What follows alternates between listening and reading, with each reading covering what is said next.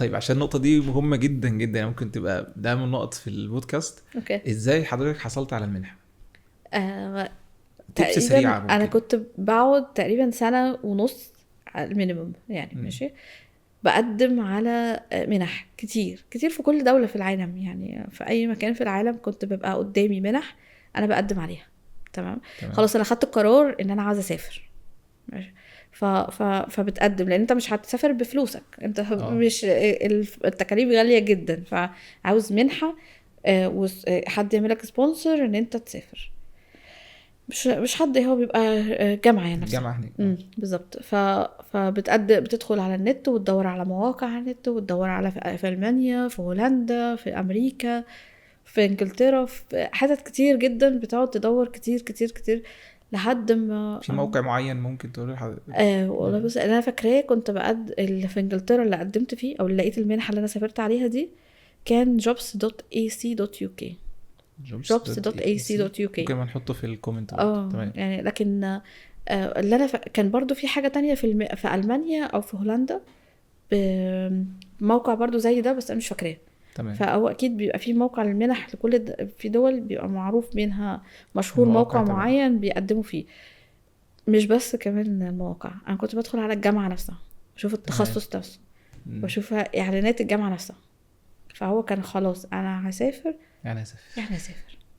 طب يعني هي الموضوع فعلا ممكن يبقى عايز بحث، والواحد يكرس وقت اللي هو يعمل حاجه سنه ونص تقريبا. وبتبقى خلاص انت عارف الايميل هو ايه.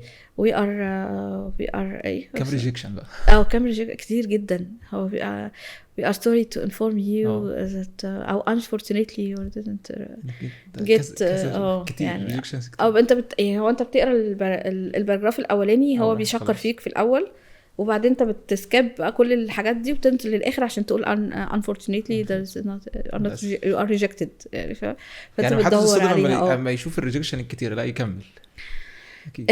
لما بيشوف شو كانت بتجيلي بالجوابات يعني. كان زمان هنتكلم في 2009 يعني حاجه مش قادره اقول بعيده، مش قادره اقول بعيده. ففي 2009 كان النت ماشي موجود شويه، وفي يعني مش شويه موجود منتشر برضو، بس كان مينلي جوابات بتوصل للجامعه بجواب، مش فكره الايميل ده ما كانش منتشر كتير.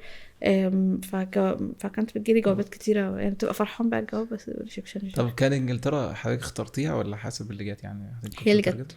اقول لك هضحك عليك واقول لك اخترتها كذا جامعه ومنها جت انجلترا. ايوه هي جت يعني. حتى يعني هو كده في ساعات لقطات في حياتك بتبقى فاكرها. فلقطت اللي هو ايه وانا فاتحه الموقع بتاع الجامعه دي، وهم طالبين